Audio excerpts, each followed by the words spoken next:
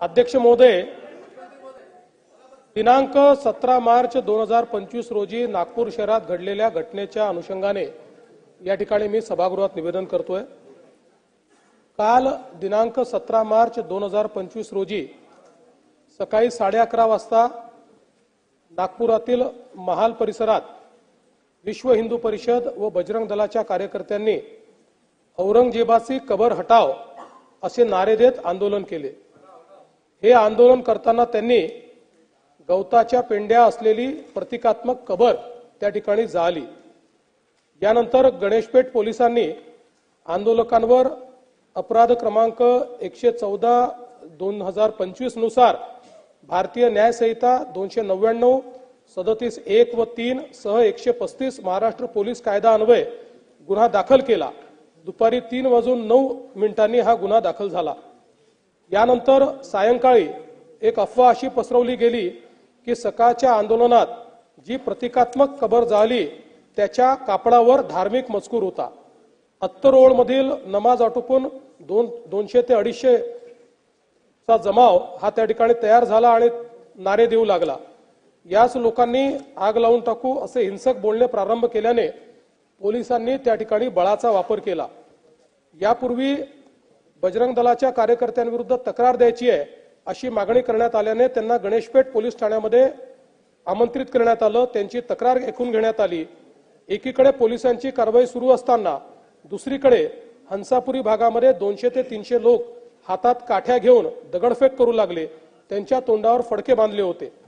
या घटनेत 12 दुचाकींचे नुकसान झाले आहे। या घटनेमध्ये काही लोकांवर घातक शस्त्राने हल्ला करण्यात आलेला आहे। तिसरी घटना भालदारपुरा भागात सायंकाळी 7:30 वाजता झाली। 80 ते 100 लोकांचा जमाव तिथे होता। तिथे त्यांनी पोलिसांवर हल्ला केला, त्यामुळे अश्रुधूर व सौम्य बळाचा वापर करावा लागला। या घटनेत एक क्रेन, 2 जेसीबी व काही 4 चाकी वाहने ही जाळण्यात आली। या संपूर्ण घटनेमध्ये 33 पोलीस जखमी झाले आहेत, ज्यामध्ये 3 उपायुक्त दर्जाचे पोलीस आहेत। त्यातल्या एका पोलीस उपायुक्तावर कुऱ्हाडीने त्या ठिकाणी हल्ला करण्यात आलेला आहे। एकूण 5 नागरिक जखमी झालेले आहेत। तिघांना उपचार करून सोडले आहेत। 2 रुग्णालयात आहेत, यातला एक आयसीयूत आहे। एकूण 3 गुन्हे गणेशपेठ पोलीस ठाण्यात दाखल झाले आहेत। तहसील पोलीस ठाण्यात 2 गुन्हे दाखल करण्याची प्रक्रिया सुरू आहे। असे एकूण 5 गुन्हे आहेत। 11 पोलीस ठाण्याच्या हद्दीत संचारबंदी लागू करण्यात आलेली आहे। एंट्री पॉइंटवर नाकाबंदी या तहसील कोतवाली, गणेशपेठ, पाचपावली, लकडगंज, शांतीनगर, सक्करदरा, नंदनवन, इमामबाड़ा, यशोधरा नगर, कपिल नगर या ठाण्यांचा समावेश आहे। एसआरपीएफच्या 5 तुकड्या या ठिकाणी तैनात करण्यात आलेल्या आहेत। राज्याच्या पोलीस महासंचालकांनी सर्व सीपीएसपी यांची व्हीसी घेऊन राज्यभर कायदा आणि सुव्यवस्था राखण्याचे निर्देश दिलेले आहेत। अध्यक्ष महोदय, एकूणच याच्यामध्ये जर आपण बघितलं तर सकाळची एक घटना घडल्यानंतर मध्यंतरीच्या काळामध्ये पूर्णपणे शांतता होती, पण त्यानंतर मात्र संध्याकाळी काही लोकांनी जाणीवपूर्वक अशा प्रकारचा हल्ला केल्याचं या ठिकाणी लक्षात येत आहे। याचं कारण जवळपास एक ट्रॉली भरून त्या ठिकाणी दगड मिळालेले आहेत आणि काही लोकांनी जमा करून ठेवलेले दगड, वरती जमा करून ठेवलेले दगड हे आपल्याला पाहायला मिळाले। शस्त्र असे देखील मोठ्या प्रमाणात त्या ठिकाणी होते, ते शस्त्र जप्त करण्यात आलेले आहेत। वाहनांची जाळपोळ त्या ठिकाणी झालेली आहे आणि ठरवून काही ठराविक घरांना, काही ठराविक आस्थापनांना त्या ठिकाणी लक्ष करण्यात आलेलं आहे। 3 डीसीपी लेवलचे लोक या ठिकाणी जखमी झालेले आहेत आणि जसं मी सांगितलं की यातल्या एका डीसीपीवर तर थेट कुऱ्हाडीने वार हा त्या ठिकाणी करण्यात आलेला आहे। त्यामुळे निश्चितपणे याच्यामध्ये काही ना काही एक प्रकारे काही लोकांचा सुनियोजित पॅटर्न हा देखील त्या ठिकाणी दिसतो आहे। अशा लोकांना त्या ठिकाणी त्यांच्यावर कारवाई ही केलीच जाईल। कुठल्याही परिस्थितीमध्ये कायदा आणि सुव्यवस्था हाती घेण्याची कोणालाही परवानगी या ठिकाणी देण्यात येणार नाही।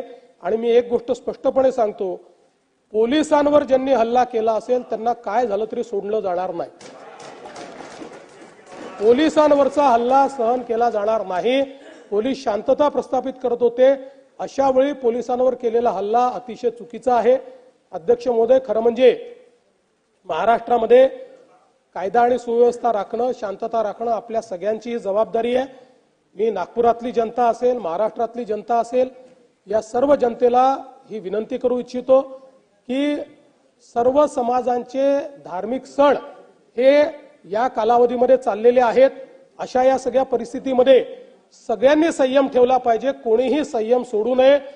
आपल्याला कायदा आणि सुव्यवस्था आणि शांतता कशी राखता येईल, एकमेकाच्या प्रति आदरभाव कसा राखता येईल, अशा प्रकारचा प्रयत्न हा सर्वांनी करावा, अशा प्रकारची या निमित्ताने मी अपील करतो। खरं म्हणजे आज महाराष्ट्रामध्ये विशेषतः म्हणजे मी कुठल्या सिनेमाला दोष देत नाहीये, खरं म्हणजे छावा या चित्रपटाने छत्रपती संभाजी महाराजांचा खरा इतिहास आपल्या समोर आणला, पण त्यानंतर राज्यामध्ये लोकांच्या भावना देखील खूप मोठ्या प्रमाणात त्या ठिकाणी एक प्रकारे प्रज्वलित झालेल्या आहेत।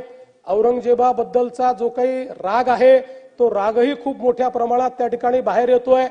या सगळ्या गोष्टी आपल्या ठिकाणी असल्या तरी मला असं वाटतं की महाराष्ट्रात कायदा आणि सुव्यवस्था राखणं हे अत्यंत महत्त्वाचं आहे, त्यामुळे सर्वांनी संयम बाळगला पाहिजे। महाराष्ट्र एक प्रगतिशील राज्य आहे, या राज्यामध्ये मोठ्या प्रमाणात इन्व्हेस्टमेंट येत आहे। या ठिकाणची कायदा सुव्यवस्था, इथली सगळी जी काही सामाजिक घडी आहे ही जर योग्य प्रकारे राहिली तर मला असं वाटतं की आज ज्या प्रगतीकडे आपण चाललोय त्या दिशेने जाण्यास आपल्याला अधिक मदत होईल।